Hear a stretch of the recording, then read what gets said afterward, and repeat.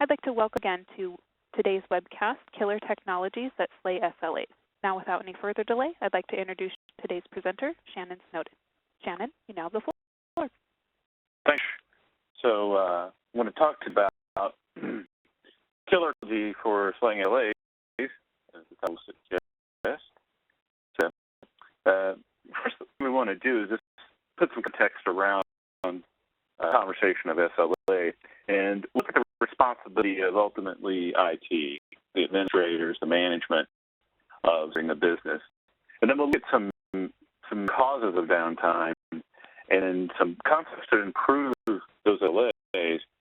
And then, of course, how Zerto really should be considered a foundational solution, regardless of the point products that you choose to help with. So about the ultimate responsibility of IT, it's many things, but for this discussion, I wanted to focus it down onto a very simple concept of ultimately is the responsibility, and it's the protection for the business and making data available. That's because businesses, even more so now than ever, depend on data and they depend on the information that's in there for survivability. Then think about it in that then everything else is just able to get easier to access and to perform better. So if you're in that thing, what makes me have to write a resume if something fails? It really is the availability and the protection of the data. So that's just the standard for this discussion. I wanted to focus in on these ideas. We're going to service level agreement. What's acceptable downtime for this application? And once we hear that out and go through that process, we're starting to really determine the relative importance of the actual data itself. The underlying here, of course, that I want to make sure evident is that as you know, applied are in essence the foundation for helping you meet those killer SLAs. But the way that we're architected, we simply create and work with your existing infrastructure. And when you have capability of being able to deliver the most aggressive recovery point objectives of each replica product on the market and orchestration, and piece is very, very important to give you the most aggressive RTOs, those recovery time objectives.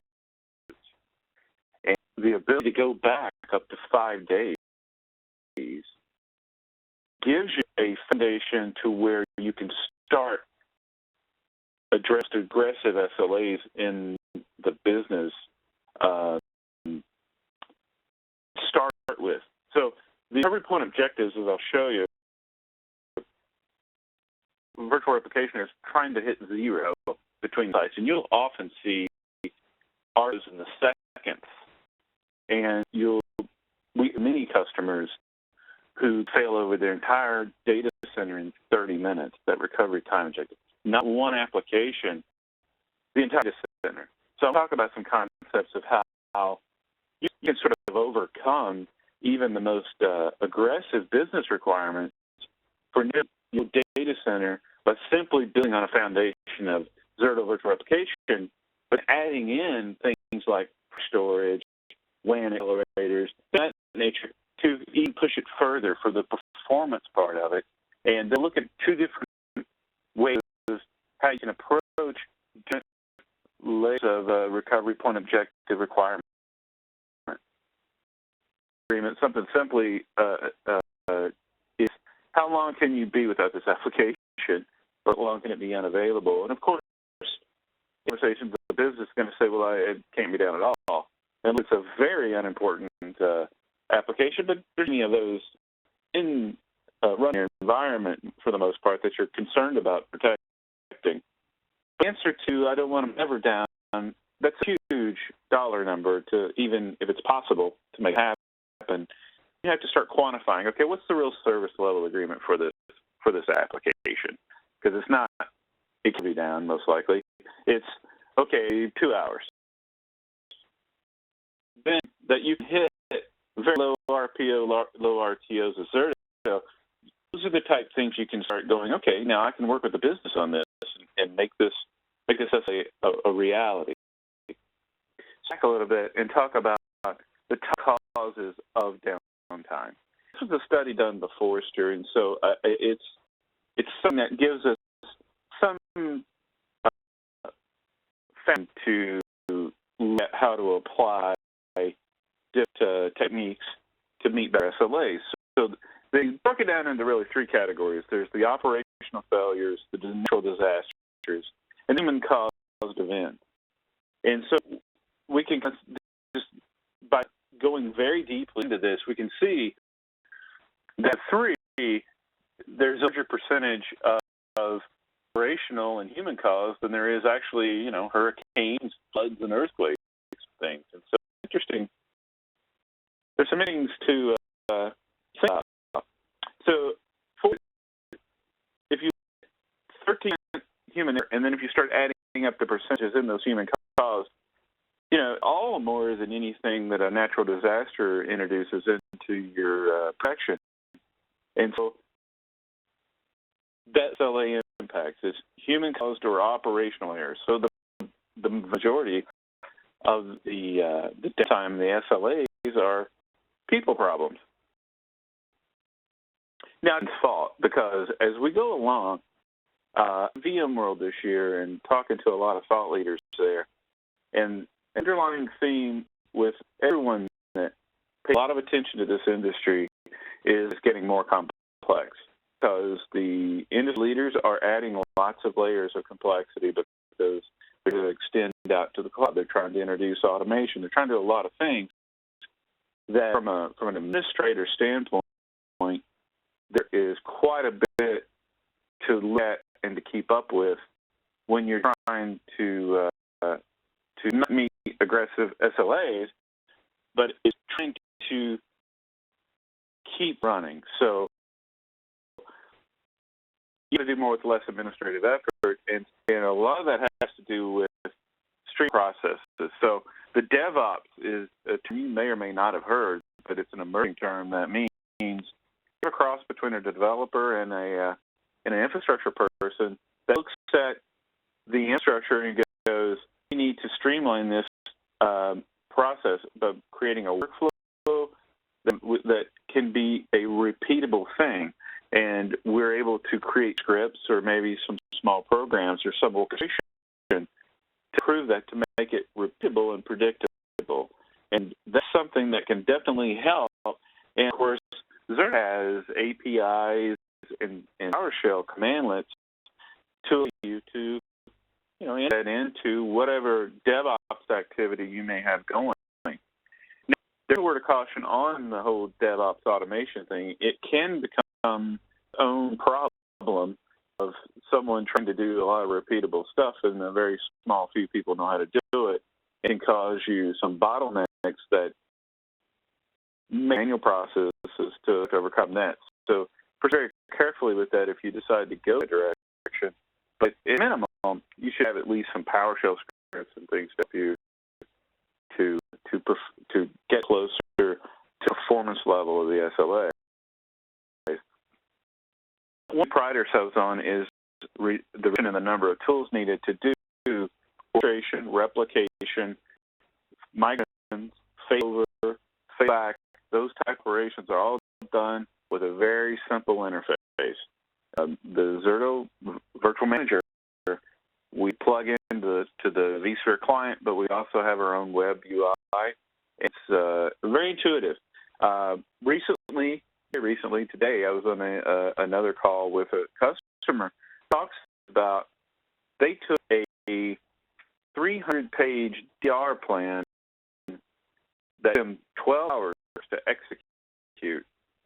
Now reduced it to 30 minutes and offloaded the work from the most people, the architect level, of the organization to operational people. When business declares it's time for the emergency, part of that plan is that operational people are able to use the Zerto virtual manager interface into the phase of operations. There's a separation of duties, and it's very intuitive, and they were talking about how easy it is to train and to bring people on to be able to interface. And I'll show you the interface here in a little while.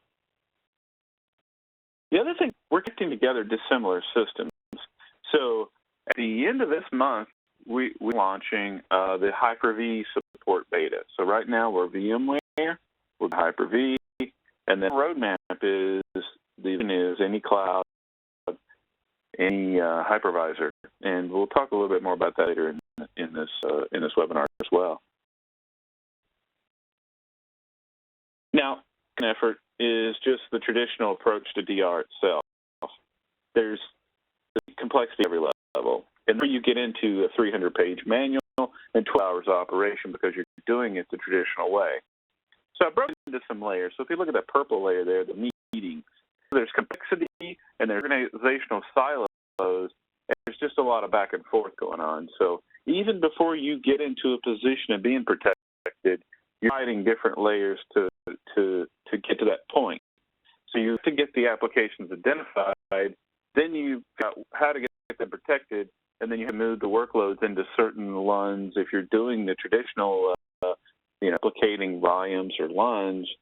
And then you have to add the replication layer in. That's usually traditionally been a hardware solution. And then you figure out the workflow of the failover, and then you configure all of that to work with the storage level. And while all of this is happening, the way is your data is not protected, and you're not going to be able to hit very aggressive SLAs because you're in the middle of some big organizational product that may take months or years to get into a position where if you have a failure, you can recover from it.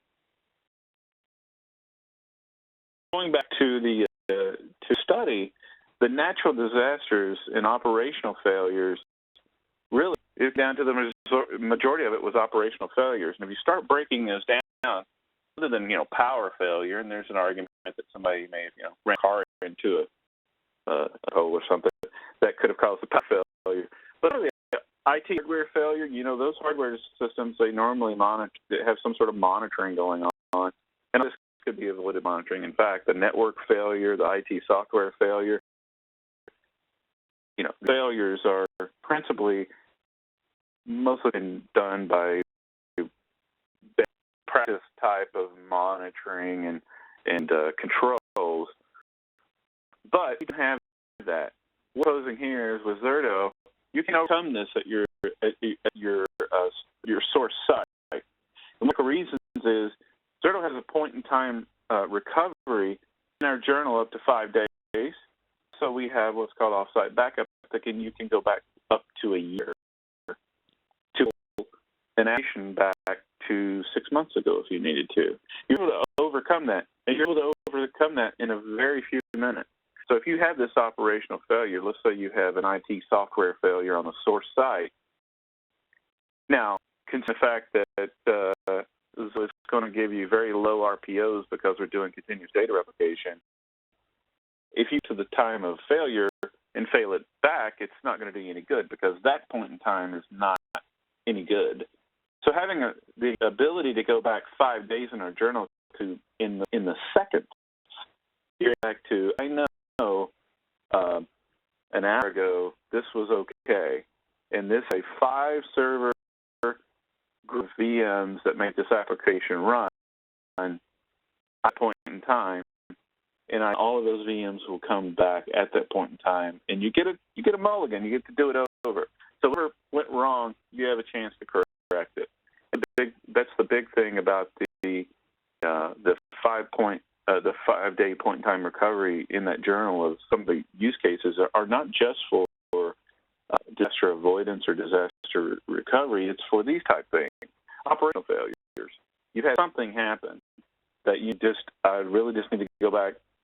All of these need to go back at a specific time. some main categories of the failures: the power failure, the hardware failure, the hardware failure, and the software failure. We can start playing around those because they happen. The source site power failure, the generator, the battery backup is not sufficient. I remember one time I was at a customer and they decided to do a generator test in the middle of the day. Actually, it was a perfect time. It was a Monday morning, about 10 in the morning. They decided to do their test and failed. They had about 300 servers go offline, and these were all physical servers at the time. So, what could happen if we had Zerto, would be that okay, this was a real problem, and it's going to take a while to bring back up. Simply do a recovery at the recovery site, those VMs back online.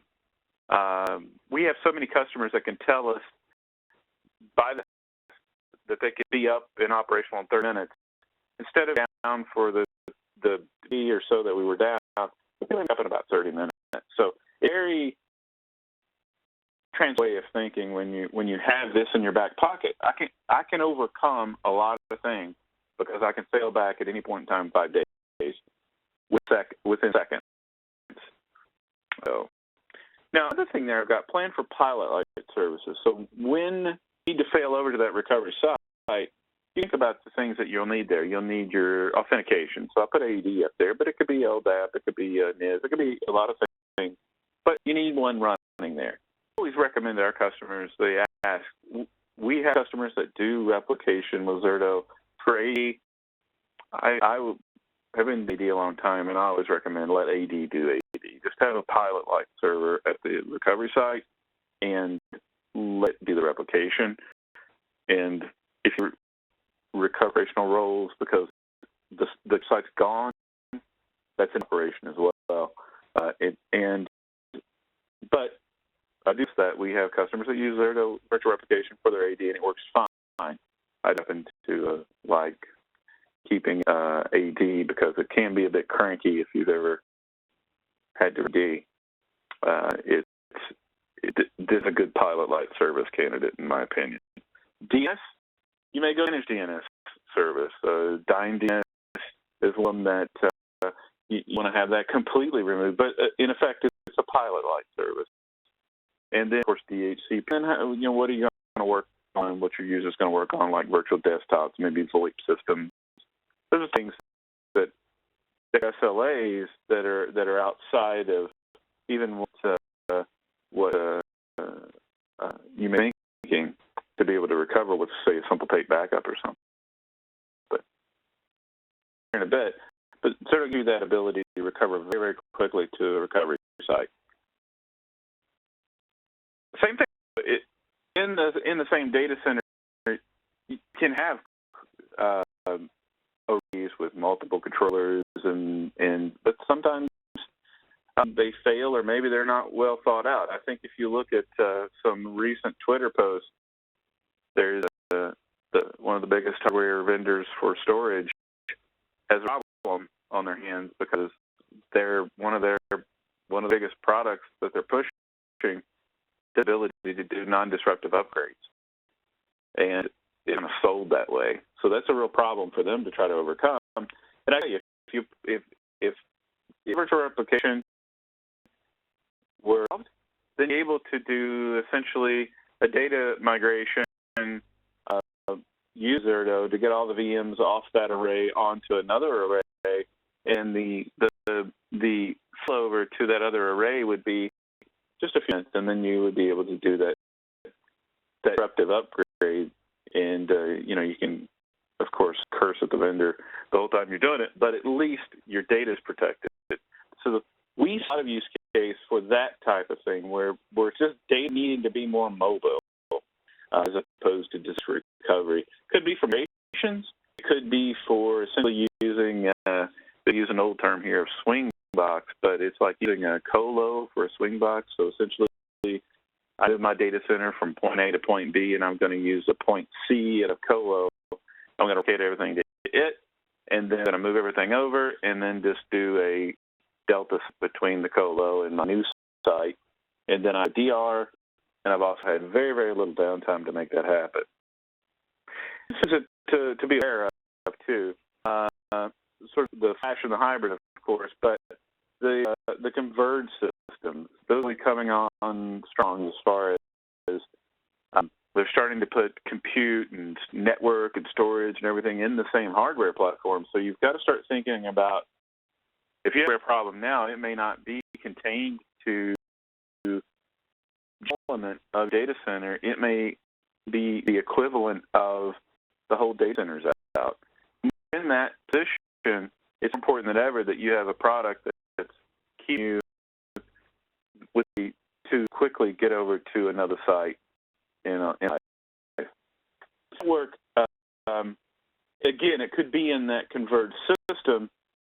Zerto is going to allow you to migrate the virtual to a network that you have configured and set up. I do want to point out, like software-defined networking. Partner of Zerto's is called PlumGrid. They're very interesting software networking that you may look at as well, because then that could take all your VLAN information and everything and really rip it and replace it over at a target site. That certainly would help with your with the SLAs. The IT software failure category, again, user or human cause, and point-in-time journal becomes very critical to, once again, where you fail back very quickly. I want to point out that in we do have the Q&A tab. Please ask questions, any kind of questions you want, and as I go along, I'll stop and answer those questions as we proceed. Because I talked a little bit about a concept of sort of almost inverting the way that you do that planning process. And so, we've established that number one priority here is availability, that to protecting the machines, and then worry about the all meetings and the overhead above it. Well, with traditional solutions, that was impossible, because those were to define the hardware that you were buying. With replication, it's unnecessary. We're agnostic to hardware. So you have flash, if we have hybrid storage, converged systems, accelerators, it really doesn't matter to us, because it works the underlying infrastructure that you have. And do this idea called protect then plan. This is something the blog post I wrote. You can find the Zerto's website. You can also find it on virtualization software. I did an infographic on it. And it's just the whole concept of, and I'll show with our architecture coming out very soon, of how just look at the VMs you want protected. That data protection and availability, your number one goal. And then you can have meetings and you can define them out better and you can get them in the right order, in the right boot order and everything. But knowing that you could survive a disaster is your number one goal, and that this protect then plan idea allows you to do. And that's strictly something that freedom of virtualization hypervisor-based application gives you in the orchestration. So I want to a little bit about the sort of operational resiliency and disaster recovery models.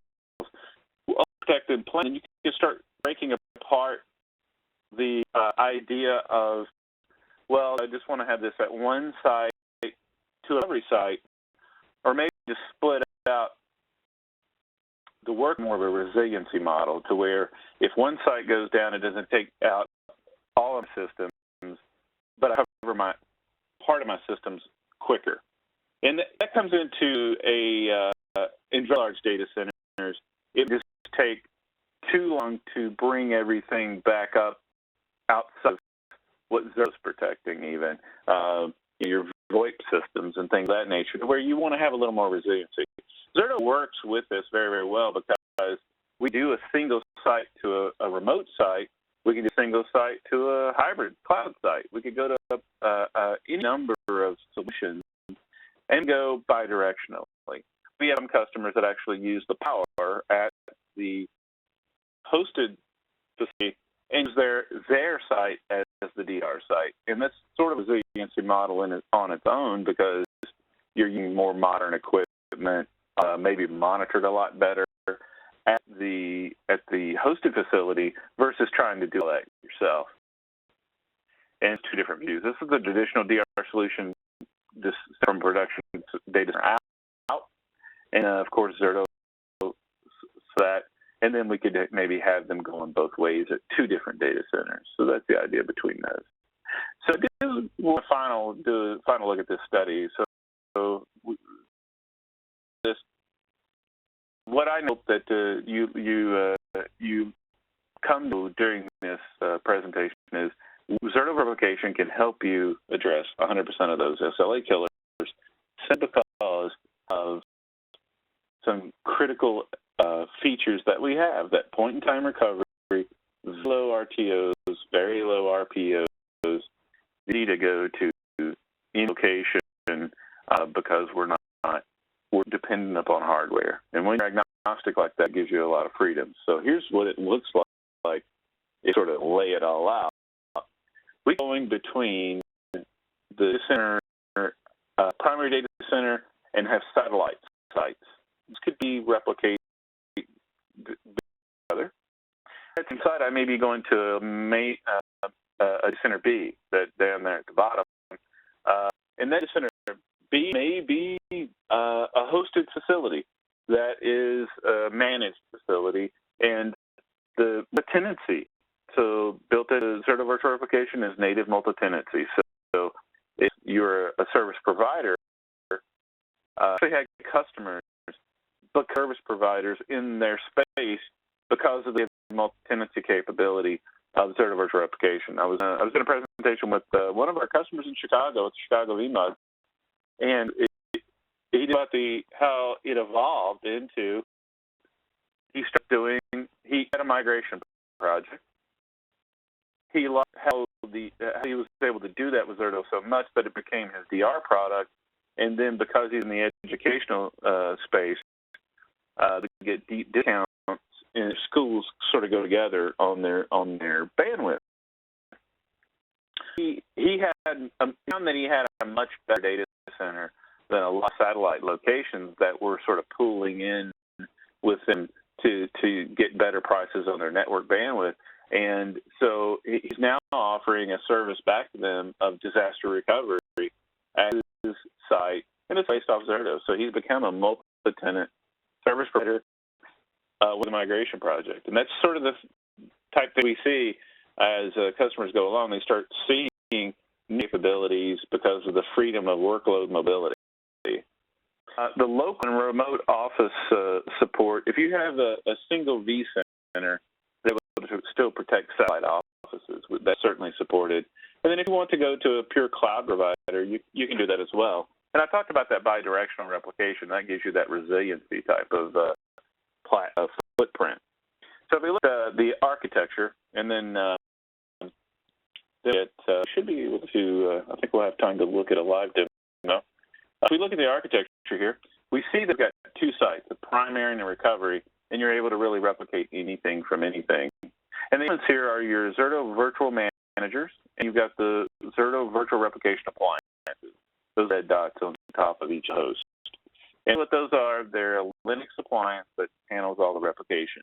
It's bidirectional, you compress the bandwidth, and then you have the point-in-time journal there, no snapshots, and there's nothing kept at the source site.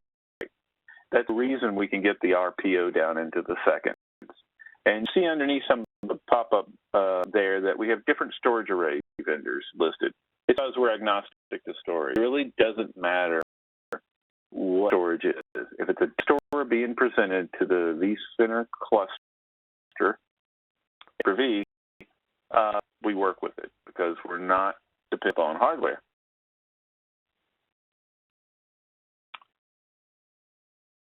We have an issue that I talked a little bit about, but it's extending that point-in-time recovery of the 5-day journal. You can go by a year. The same tool that you're doing your disaster recovery with, you now can do restoring and creating backups to some off-site data location. And one of the off-site locations can be Amazon. put that into Amazon S3 bucket for long-term data retention of your VMs. Management. I've talked about browser-based UI, and it's very intuitive, and like our customer was talking about, they now have their operational people doing in the testing before when they do it. In 2012, Zerto introduced the multi-tenant feature, and part of the was cloud service providers adopted Zerto at an unbelievable pace. And because they're very concerned with audit reports, resource planning of how much CPU, storage, networking is being consumed by my customers, we really start building in comprehensive reports very quickly, and that's what we've done. So if you're an enterprise, you benefit from that because you can to your auditors very detailed reports on the virtual machines and the applications are being protected. Here's proof that we tested it. Here's how long it took for that to occur and to be successful. And of that comparison, the meetings that you had with the traditional was you had a lot of people involved, the storage team, virtualization team. You had to identify all the VMs, and you had to move them to the right lines. And with Zerto, you really don't. I'll show you how possible here in just a second. I do want to talk about the future here a little bit, about further addressing complexity and incompatibility for better SLAs. So, announced the Cloud Fabric roadmap of this concept of what we want to be able to do. Make and go to any hypervisor in any cloud using the same UI that you manage from now. So if you're inside the data center right now, you can't really go between even Hyper-V and VMware very easily, and setting out to correct that. Now, if you extend out to go managed service provider, it's as easy as it should be, but Zerto's made it much, much easier as long as the hypervisors are the same. And what we do is start abstracting even the requirements of the hypervisor. And then ultimately, if you want to go to a public cloud like Google or Amazon or Azure, then you've got a whole new set of problems because there's really nothing that's compatible. So this is the future is what we like to have it as. It should, from an SLA standpoint, you start finding out the requirements for what SLA application need. I've got it protected because I'm using a protected plan sort of standpoint, but now I can extend that out to even further, going, well, this particular application, could I go and it's fine sitting on Amazon, or it's maybe because of graphical reasons, maybe better at a managed service provider or my own data center running on Hyper-V or VMware. Depends on where I would like for it to go. Okay, so let's move over to my let's see if I can find the let's stop. So everyone can see this.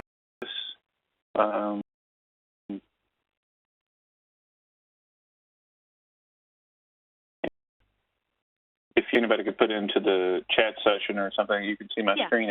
Okay. Okay. Looks great.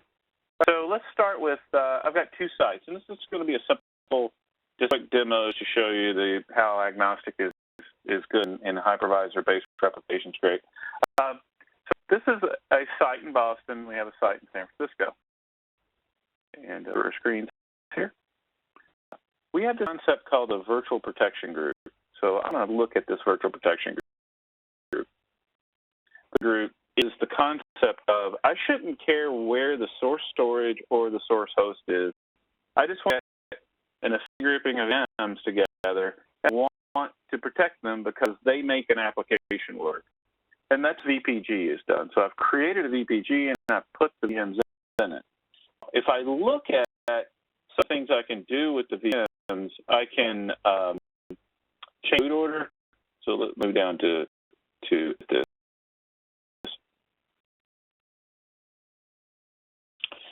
So I can figure this up, and this is a configured for extended recovery. The extended recovery is including the offsite backup, and I'm able to go back. I set for a month retention period for my offsite backup. So in this case, instead of just a 5-day point-in-time journal, I can go back all the way to a month of a milestone recovery of a week ago, or 2 weeks ago, or 3 weeks ago. And I'll set my data store here. And what I do is I normally I just and it's going to talk about the change. That's fine. So now I've got the VMs identified, and I want to do something. Let's say like change the boot order. Go to perfecting your plan. Of I want to add a delayed boot group. So to add, I know these VMs.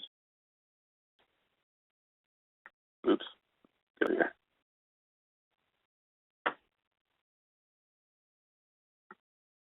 So and I'm going to make it. I know it takes, around 20 seconds, but I just need to let that wait, and then I need one being booted before the other. And this could be 50 machines or 100. It really doesn't matter. It's just them I've identified to make sure that they go together. And then I would set that boot order, and then I've got that orchestrated. So when I do the failover, the boot order is going to come up correctly. I can also do things such as the network settings. If I need to add a static IP address and it be on a different network, I can do that. So I can pick the network, the virtual switch, and then I could make it DHCP. I could make it static, and that in the static address not only for the move network but for the failover testing. It's very important to be able to get the orchestration figured out before. One thing on the this happens to be a VMDK because it's running on vSphere. So let's go to where we can see it, and the VMDK, as we can see. And then I point out one thing: I can do both physical and virtual mode RDMs. I don't have any presented to the cluster, that's why it's not highlighted. But I can do a pre-seed.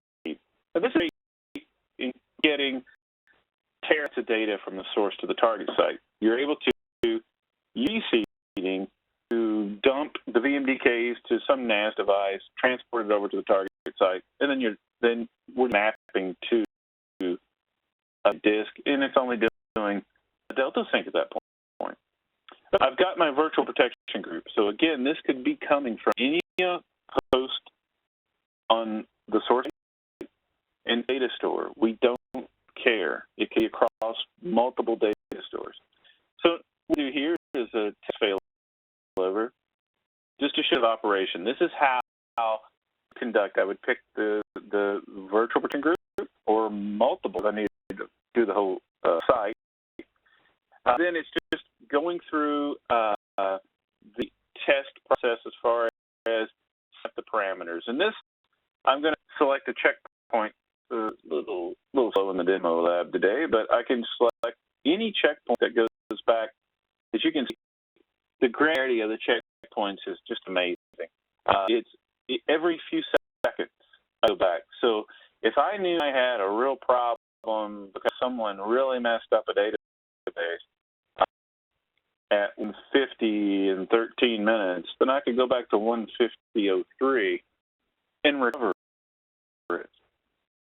Level of granularity. So how much data have you lost there? And that goes back to that SLA type thing of I haven't lost a half a day's worth of data. I've lost 10 seconds worth of data, or 5 seconds worth of data.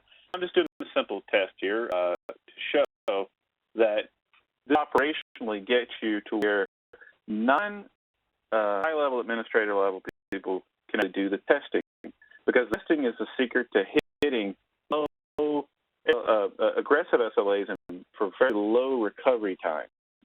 Because I added IP addresses, I even changed the orchestration of how the machines boot, because I need to make that change in order for the workflow to be perfected. The test that I'm running is a non-disruptive test. It means that the production application is still occurring, and I am still within a current RPO, as we see here, of 9 seconds while running a test. Not me, let's say while some operational or some testing group is running the test, the person responsible for the SLA, I'm hitting a 9-second RPO. They help me with the RTO because they're going to protect the performance of the machines. And if you add a script in, I didn't put that down in the failover, but there is a place to add in script. If you have a cranky server that you know you need to script to restart services or to register to a DNS server, you can certainly do that. So I'm running the failover test, and if I look at it from the target site, the notification up there, hey, you got a failover test going. It's the same information at the target site, and it's given me the same opportunity and the management opportunity at the target site. So now I have the failover test running, and then I could go in, check, make sure everything's working. And this is at the target site, because remember, this is a primary, one of the primary functions is a DR product. So you have to be able to see the information at the site that's the target site in case your source site's completely gone, available. Now I stopped this test, did a cleanup, and I see the same information going over at the source site. So as you see, you set the SLAs up in the VPG creation, and during that VPG creation, setting up the alert. So I want to revisit that a second because I want to make sure that that's clear. So let me edit this one, and then I want to highlight that section. So in the section that's coming up, we're policy, and then the RPO alert. So what that means is in 5 minutes you're going to start getting alerted. That's the default. That you're going to start getting an alert that you're not meeting SLA. So can't get close to 5 minutes with their most aggressive solution. And Zerto virtual application is saying is after 5 minutes, we're alerting you that you're not hitting SLAs. We can go down to something really aggressive like 10 seconds, or know that you're going to have a complete outage. You know, it could be a little bit longer, a lot longer. So, but 5 minutes is our default. Zerto virtual application is always trying to go to 0 because we're continuous data replication. It's the VM writes out a operation, we replicate it. We're not keeping anything at this. So, okay, so hopefully once it's set, Zerto is telling you I'm meeting SLA. And you do the testing non-disruptively to perfect the failover to meet your SLA. So all this goes into this whole thing of meeting the killer SLAs. Okay, so now I want to go back to the present. So if I can get some back there. Presentation again. If you just put it back on Killer Technology slide. Okay, hopefully it should be coming up. Okay. Do you? Yep, looks good. Thank you. Okay, Zach. All right. I wanted to wrap up there with the slide stuff. Possible is it's virtual, so built for tier 1 enterprise class sort of replication and orchestration. And as you see from all customer testimonials and the cloud service providers and everyone that's actually using the product, and that we really want to leave you with here is we trials, very, very happy to do that. If you go to .com, you're able to download a free trial, and you're able to test it for yourself. Because oftentimes what happens is we have customers that download it, test it, and they start seeing the benefits. And we feel like if you can download and test it, that we are going to win more times than not, obviously, because I was just having a conversation with a customer that, you know what, it's been where products don't do what they're told to do. And it is so refreshing that Zerto certification does exactly what you guys say it does. So that he volunteered to actually speak on our behalf at some event. So we have very passionate customers, and that's the reason. So I don't see any questions up. I don't believe. So, all right. If you have any questions, I thank you for your time today. Hopefully it's informative to you. And now I'll turn it back over to the host. Ladies and gentlemen, that does conclude today's session. You may now disconnect.